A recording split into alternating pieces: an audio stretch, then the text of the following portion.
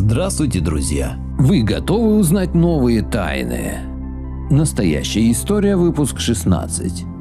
Промывка мозгов с раннего детства. Во Франции, если ребенок отправляет письмо Деду Морозу, Пэр Ноэль, он непременно получит письмо от него в ответ. Милая и добрая традиция. Но уже ее испохабили климатической повесткой. Французский Пэр Ноэль сообщает, что в рождественскую ночь ему придется облететь миллионы километров, чтобы доставить все подарки. Но не беспокойся, мои сани перемещаются только благодаря оленям.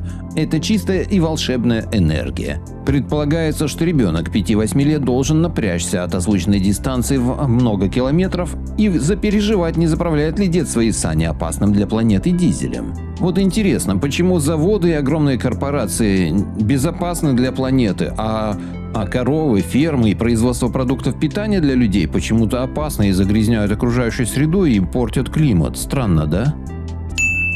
Отрывок из книги «Мемуары. Автобиографии 2002 года Дэвида Рокфеллера». Некоторые даже верят, что мы являемся частью тайной клики, работающей против наилучших интересов Соединенных Штатов, характеризуя мою семью и меня как интернационалистов и вступающих в сговор с другими людьми по всему миру, с целью построения более интегрированной глобальной политической и экономической структуры, единого мира, если хотите. Если это обвинение, то я признаю себя виновным, и я горжусь этим. Как видите, они ничего не скрывают.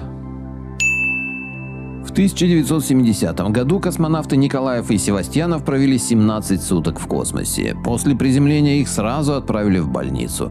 Врачи отметили, что за это время у них сердце сократилось в среднем на 12% в объеме, кости потеряли много калия и кальция, изменился состав крови. Только через 2 недели их температура, пульс и давление пришли в норму, но продолжали колебаться при мельчайшей нагрузке. Только через месяц космонавты закончили реабилитацию. Зато астронавты Аполло-11 вошли в атмосферу Земли на 2-й космической скорости, приводнились вверх ногами, сами выбрались из люка и перебрались в лодку и на авианосце лично общались с президентом и семьями, демонстрируя голливудскую улыбку и прекрасное состояние. На реабилитацию ушел 1 день, после чего все 3 недели в карантине Армстронг, Олдрин и Коллинз занимались на тренажерах и играли в пинг-понг. Боже, храни Америку. И ведь хранит, если верить официальным материалам НАСА. В Китае сокращается население. Китайцы сейчас постоянно сокращаются. До изобретения всем известного вируса население Китая все время росло, а теперь начинает уменьшаться. За 2022 год на 850 тысяч уменьшилось. У них, кроме этого, социальный рейтинг введен. Посмотрите, что творится. На больших экранах на грузовиках, разъезжающих по городу, правительство позорит граждан с рейтингом социальной кредитоспособности D, показывая их лица, удостоверение личности и адреса. Также идет предупреждение, чтобы вы не общались с ними или ваш социальный кредитный рейтинг снизится. Такое уже было в Америке во времена Ку-клукс-клана. Каждый раз, когда человек с плохим социальным рейтингом пытается пройти блокпост, срабатывает сигнализация. Полиция быстро проверяет человека, чтобы определить причину плохого рейтинга. Этим людям запрещено посещать ряд общественных заведений и развлекательные мероприятия. Систему социального рейтинга уже взяли на вооружение Австралия и ряд других стран. Помнится, в этих странах уже были когда-то автобусы для белых, лавочки для белых и подобное. На картах до 18 века Япония называлась Иапан. Почти на всех картах до 18 века Япония изображалась в несколько раз больше нынешней и назывался остров Иапан. Интересно, что официальная история не отрицает существование более крупного острова на месте Японии, но это якобы было минимум 12 тысяч лет назад, а не 300 лет назад.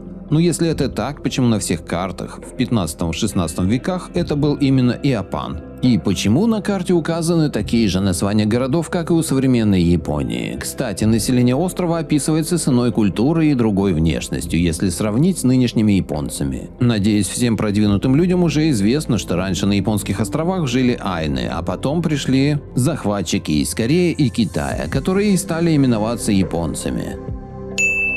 Загадочные Ямало-Ненецкие провалы. В 2014 году в Ямало-Ненецком автономном округе был обнаружен провал, который в народе успели прозвать «черная дыра».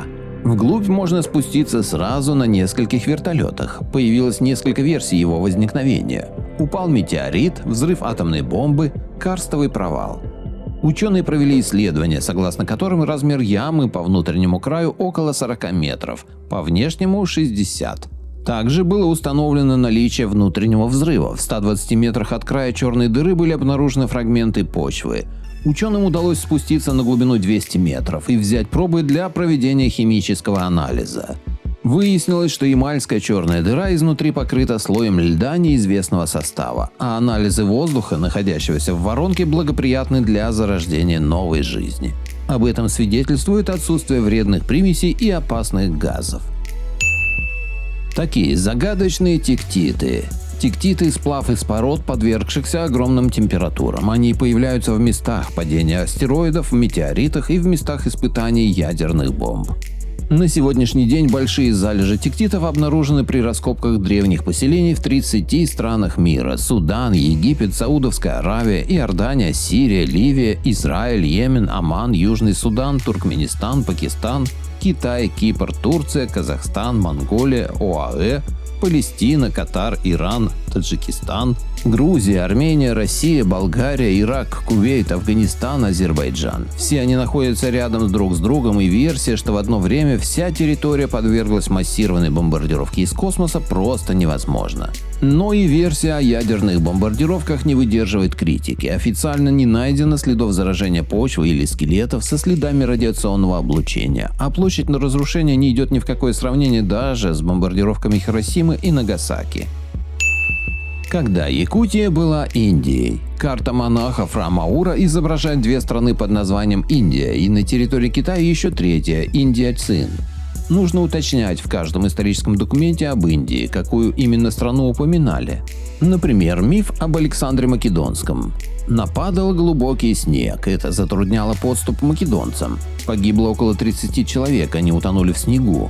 Где обитали индийцы, одевавшиеся в звериные шкуры, и туники, изготовленные из шкур морских тюленей. Читаем далее Аристотеля.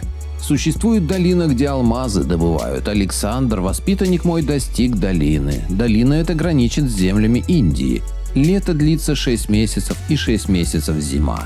Остается только одно место на земле, где Македонский мог видеть суровые зимы, одежду из шкур, да еще и алмазы добывали. Это азиатская Индия, ныне республика Саха, Якутия.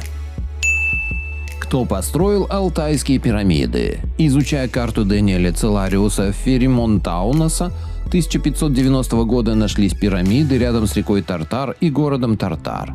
А уже в наши дни об этих пирамидах заговорили исследователи. Среди гор Алтая была обнаружена сенсационная находка. В северо-западной части были обнаружены на высоте 800 метров пирамидообразные горы, скорее всего, искусственного происхождения.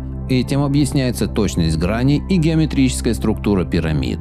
На стенах обнаружены письмена, напоминающие скандинавские руны, а именно несколько рун, идентичные старшему футарку. Между картой и сенсацией прошло всего 400 лет. Все новое – это тщательно забытое старое. Великая стена в Сибири. Что известно о Великой стене в Сибири? Не китайская, конечно, хотя ее участок, начинающийся в Забайкалье, насчитывает 700 километров длины, что тоже немало. Монголы связали появление стены с правлением Чингисхана, но раскопки показали, что стена старше Монгольской империи. Вал был построен 1000 лет назад, и если судить по рву на его северной стороне и фортам через каждые 15 километров на юге, это была защита от врагов на севере. Где-то в забайкальских степях. Забавно, что великих стен у нас много, строения все грандиозные даже по меркам современного времени, но информация о них не сохранилась. Видимо, не впечатлили стены ни своих строителей, ни тех, кого они сдерживали, ни историков, ни путешественников. Или данные были тщательно вычищены. Так где же погиб древнерусский князь Олег? Согласно повести временных лет, которая основана на киевской летописи, князь Олег погиб после укуса змеи, а похоронили его на Киевской горе Шиковица в 912 году. Согласно новгородской первой летописи, князь Олег погиб после укуса змеи в Ладоге, где его похоронили в 922 году. Как так? Князь умер, но не до конца, чтобы спустя 10 лет погибнуть еще раз в другом месте. А пока что мы имеем 2 захоронения одного человека в разных местах. Нам врут про Исаакиевский собор. Прекрасная гравюра Паттерсона, 1803 год. Чудесно изображенный на горизонте Исаакиевский собор в Санкт-Петербурге за 55 лет до его официального возведения.